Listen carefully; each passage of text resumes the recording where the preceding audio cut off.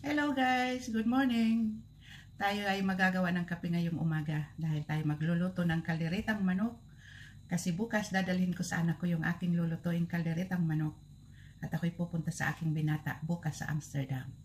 Kaya ngayon samahan niyo ako magluto tayo ng kalderetang manok. Pero bago dyan, magawa muna tayo ng kape at ako'y magkakape muna guys. Ayan, dito muna tayo, gawa tayo ng kape. Magawa tayo ng kape guys. At umaga pa lang dito. Kagigising ko lang guys. Samahan nyo ako magawa ng kape. Ayan.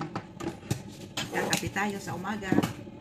Ang buhay natin ay kape sa umaga. Magluluto tayo guys ng kalderetang manok. Ngayon, lagyan natin ng mantika itong ating kawaling paglulutuan. At piprituhin natin bahagya yung ating mga sangkap. Yan, itong ating carrots, patatas, tsaka tayo magigisa. Sarap ng kape guys. Ayan. Ayan, painitin natin yung ating mantika dyan. Saka natin ilalagay yung ating carrots. At ating ilalagay yung ating patatas. Ito namang carrots na yan ay ano na yan. Malambot yan dahil yung bata pang carrots yan. Hindi yung malaking malaki at matigas na yon. Yan. Mayroon tayong patatas, bell pepper, carrots, atay ng manok, at saka sibuyas at bawang, at mayroon tayong cheese o kisong ginadgad. Malinamnam yan mamaya.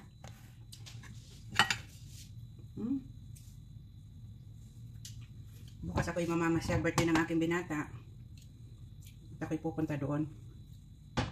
Now, unahin muna natin yung ating carrots at patatas.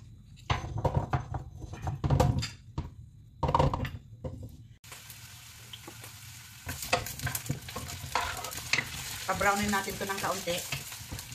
Magpa-brown lang siya ng kaunti.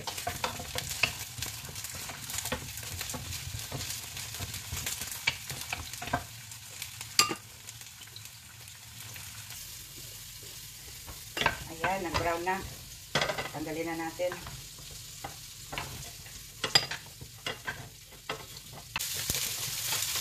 May tubig na kaunti. Kaya nagtalsikan.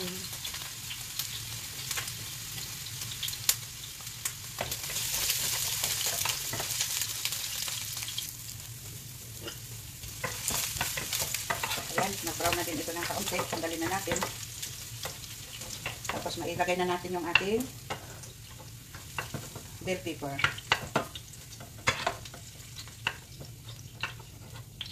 Nakikita nyo ba ako?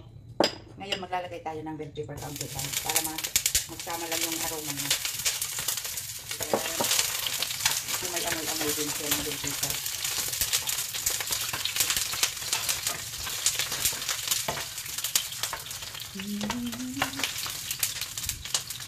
Ilagay natin yung ating atay ng manok para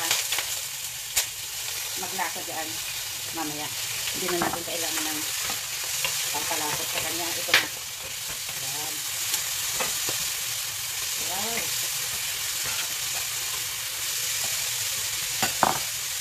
Nakikita nyo ba guys yung ating niluluto? Ayan.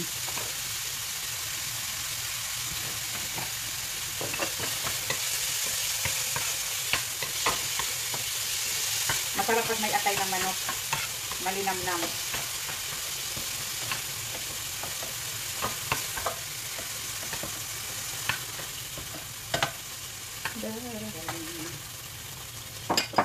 Ayan. Lagyan natin ng kaunting mantika, no? Ayan. At ilagay natin yung ating sibuyas.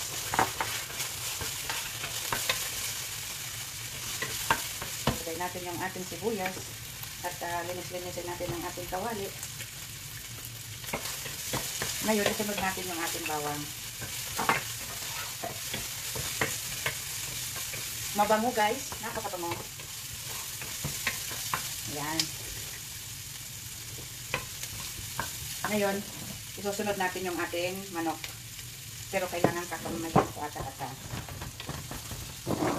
Yung kanyang tuyo ay hindi ko muna ikasama. Ayan. Malinis naman yung kamay ko at nagpupas ako ng lahat ng tangkap dyan. Ayan, ang ating manok. At mamaya na itong natirang tuyo dyan, ilalagay dyan. Ayan. Ayan. Yan ang ating kalderitang manok. Purong laman ito. Ito ibinti ng manok. Inalis ko lang yung mga buto kasi ayaw ng aking binata ng may mga buto-buto. Takpan muna natin saglit.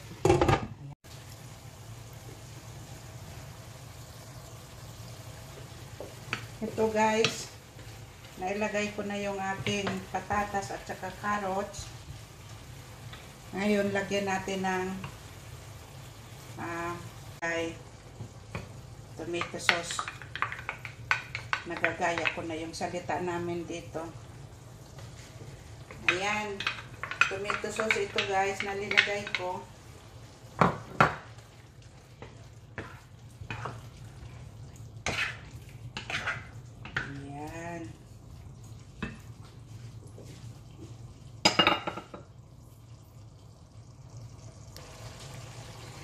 Ilagay na natin yung ginadgad na keso. Ayan.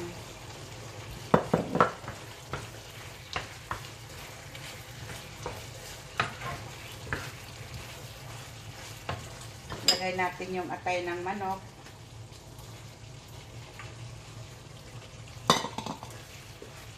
Yan naman ay naluto ng kaunti kanina kaya hindi na yan masyado madudurog. Yan ay pampalinamnam lang guys. Pampalinamnam lang yung keso at itong atay ng manok. Pampalinamnam lang yan dito sa aking niluto guys. Ngayon ilagay na natin yung ating bell pepper. At ito naman ay hindi kailangan lutong-luto. Yan. Talaga naman. Huwag na masyadong haluin. Baka madurog na ang lahat. Ayan, lagyan natin ng paminta.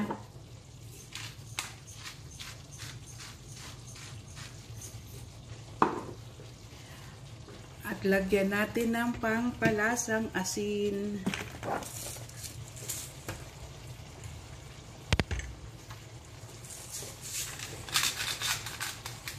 May tuyo na kasi yan, kaya kaunti lang ang ating asin na ilalagay.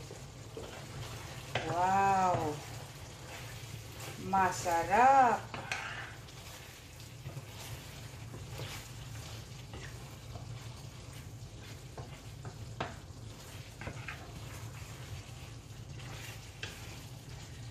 Magustuhan kaya ito ng aking binata. Nakain naman yan siya, pero hindi marami din naman sila mahilig masyado na sobrang daming kain.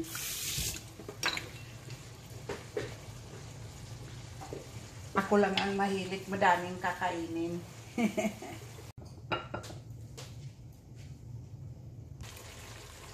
Ayan guys, luto na yung ating kalderitang manok. Ayan, luto na. Pwede na natin tong isalin sa lalagyan para mapakita ko sa inyo at ito ay napakasarap na.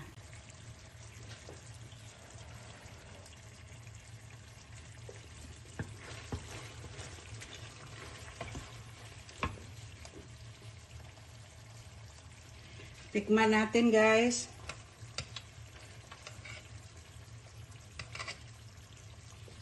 Ayan o, tikman natin, may kaunting atay.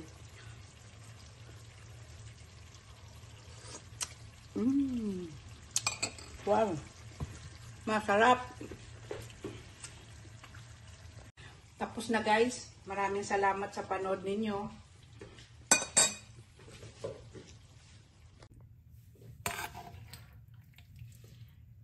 Wow, ang sarap.